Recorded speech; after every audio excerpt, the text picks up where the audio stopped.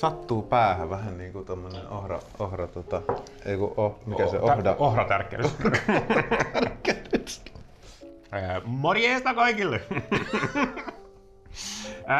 me ollaan Erkki ja Eki. Ja me juodaan pienolutjoulukalenteri, jonka Pien on lahjoittanut meille tätä kuvausta varten. Ja me ollaan tosi onnellisia siitä, koska nyt me saadaan juoda 24 olutta, jotka tähän mennessä on ollut ihan sika hyviä.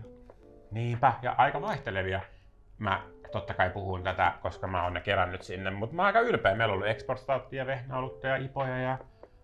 Siis onko meillä ollut yhtään Imperial Stouttia? Ei joo, vielä on ollut yhtään Imperial Stouttia. Toivottavasti niitä tulee. Mä en muista itsekään mitä täällä on. Oliko tässä muuta? Ei muuta kuin 13. päivä. Ja hyvää Lucian päivää vaan kaikille. Lucian päivä. Meillä on täällä Lucia. Meillä on täällä suomalainen panimo jälleen. Nyt on lähituotantoa. Coolhead. Me ollaan Helsingissä, niin tää on lähituotantoa. Coolheadin Blizzard Smoosh Double Fruited Candy Sour. Eli Cooling Heads Brewers. Tässä on tää on Candy Sour brewed with lemon candies, marshmallows and milk sugar. Siis itse asiassahan niin kun, jo marshmallows riittää siihen, että se todennäköisesti ei ole. Monesti marshmallow tehdään vaan vaniljalla. Se on vaan. Oletko varma? Joo. Vaikka sanotaan, että brewed with marshmallows, niin se on... Double fruited with blueberry, pink guava and lemon. Eli siis, hetkinen, mustikka, guava, sitruunakarkki, vaahtokarkki, laktoosi. Enough talk, kaada lasi. Mut ei voisi olla vähempää tuolla, kun on niin monta adjunktia, että niinku kestää vähän tajuta, mitä tässä on. Siis mä olen Coolheadin... Mä en sano ennen kuin maista, koska se mitä mä sanon, jos ei se toteudu siis tässä, niin sit Coolheadin saurithan on maailman luokkaisia. Väri on tämmönen... Siis sanottavaa, että erittäin ruma. Vähän ruma, koska mä oon tehnyt niiden kanssa semmosen, joka on täysin ruskea. Eli tää ei niin ruma, mutta tää on vähän ruma. Mutta se olisi ongelma, kun sä lisäät kaikkia eri adjunkteja, niin pitäisikö sitä väriä miettiä vai sitä makua miettiä? Kyllä, maku on tärkeä. Tuoksuu happamalle oluelle. Kaikki tietää säännöt. Mä en sano mitä. No okei, hetkinen. Joo, sanon. Sen olin sanomassa äsken. Yksi syy, miksi mä tykkään Coolheadista niin paljon, on se, että vaikka monet niiden sourit on silleen, että niitä löytää niinku Aleppoista ja kaikkialta, ne on aina tosi happamia. Ne ei ole mitenkään silleen niinku silleen tavalla niinku helppoja, vaan ne on oikeesti happamia. Eka mä otin huikamaisen, että okei, mä en voi sanoa sitä, mutta sitten se happamuus tulikin sieltä. Tämähän on tosi happa. On erittäin happa. Mä tykkään siitä, mennään oikeesti syvästi sinne päätyy. Ja kyllä tässä niinku maistuu se Coolheadin se semmonen niinku hapan ja semmonen tietty homma. Mitä kaikkea siinä adjunkteja? Tää ehkä mä sanoisin, että tää niinku enemmän niinku meldaa yhteen sillä tavalla, että mä en niitä yksittäisiä kyllä sieltä maista. Mä ymmärrän sitruuna. Tässä on niinku lemon candies ja sitten tässä on lemon puree. Pink guava. Tavallaan ehkä vähän vaikea sinänsä, koska konseptinakin. Blueberry. No blueberryä mä en saanut sieltä. Sitten tässä on se marshmallows, joka mä ymmärrän, se on tommonen vähän kermasuus, tommonen pehmeystöä, mutta en mä niinku totta kai löytäisi sitä, jos tässä ei sanottu sitä ehkä. Pakko sanoa, Suomen hienoin panimo. Ihan helposti voi sanoa. Ei ole Suomessa niin hieno panimo kuin Coolhead. Siis niinku, jos sä menet käymään jossain panimolla. Gardenia on kyllä ihan totaalisen siisti mestä kyllä. Ei vaan muuta sanoa, kun hattua nostaa, että mikä meininki siellä on ollut.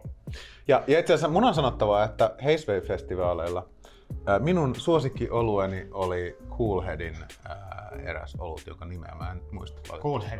Aika hauska nimi oluelle kyllä. Olisi ollut aika hauska muistaa sen oluen nimi, mutta se oli joku niiden överi joku hulluttelu. Niin kuin souri. Ympyrä sulkeutuu, koska tämä laite on lainattu Coolheadilta. Editoija nyt minun suuhuni nyt laittaa sen nimen. Tosi. Mainoserkki tässä keskeyttää hetkeksi. Mulla on teille ilouutisia, koska Helsinki Hazeway palaa ensi kesänä, eli heinäkuun lopulla.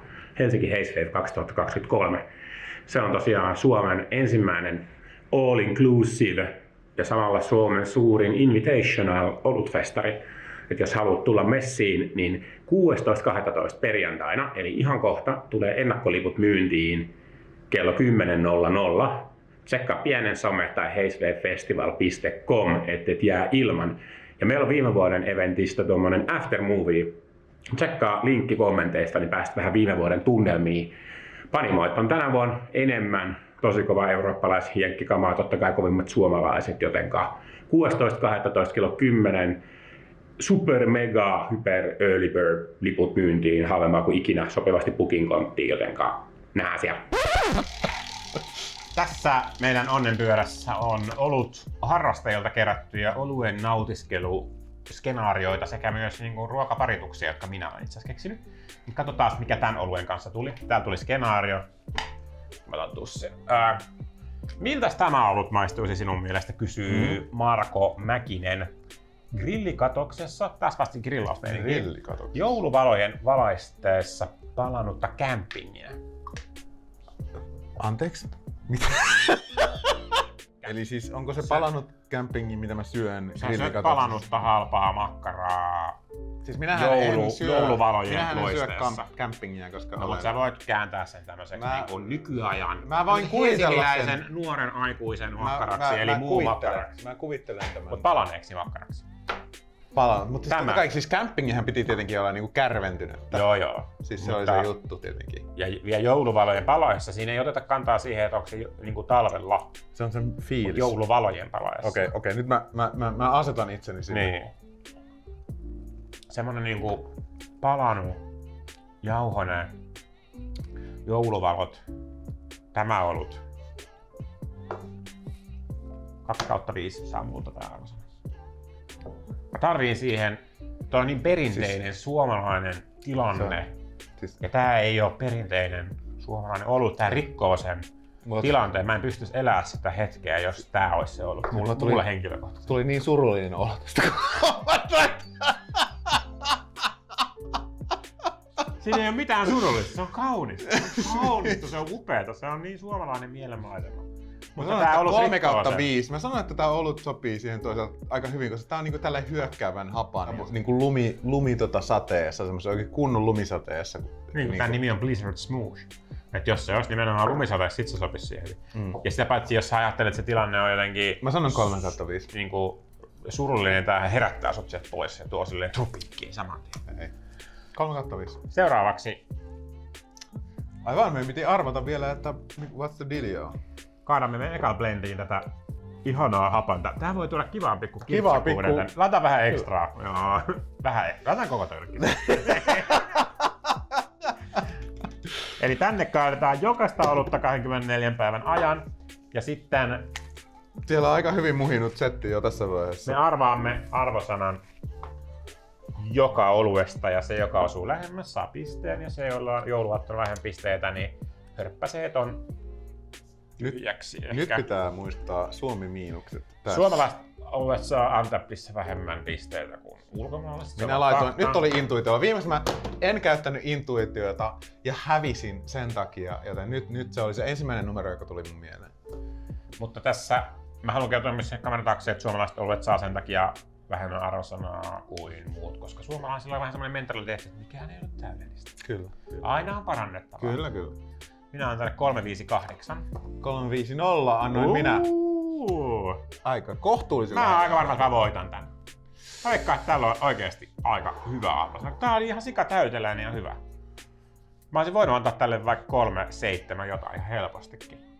Toi on tosi matala. Ei. Haluatko vaihtaa vielä?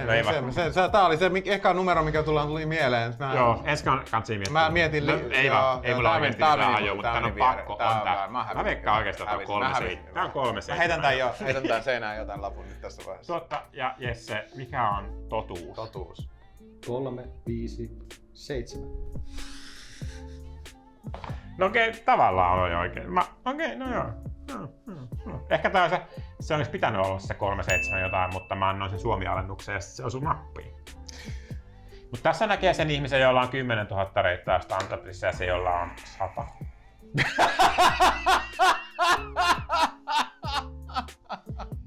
Kiitos kaikille katsojille. tulkaa huomenna katsomaan myös, koska tää meno ei tästä ainakaan niinku rauhoitu. Ja meillä on aika monta mielenkiintoista bissejä vielä jäljellä. Kyllä. Hyvää illanjatkoa Hyvää ja illanjatkoa. huomiseen.